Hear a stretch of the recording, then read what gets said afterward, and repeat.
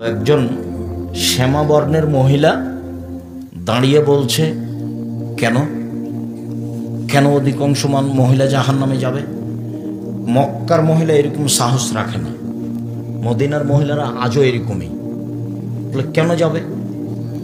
তো আল্লাহ রাসূল দুইটা কথা বললেন। তার একটা বললেন স্বামীকে মানে না সেজন্য। বোঝা গেল না কথা? হাদিস বুখারী মুসলিম। বিবেচনা তো আর আমি কিছু করে লাভ করতে পারবো না, পৃথিবীর কোনো মানুষ কোনো বিবেচনা করে লাভ করতে পারবে না, কথা এটাই। দুইটা উত্তর দিলেন। তার একটা হলো যে স্বামীকে মানে না, এই জন্য অধিকাংশই জাহান্নামে। কথা প্রসঙ্গে এইখানে আপনাকে আরেকটা কথা বলে নি, সেইটা হলো এই যে বিচারের মাঠে সবার আল্লাহর সাথে মুখামুখি কথা হবে, যেখানে কোনো দোভাষী থাকবে না, যেখানে কোনো অন্তরাল থাকবে না, সরাসরি কথা হবে আল্লাহর সাথে।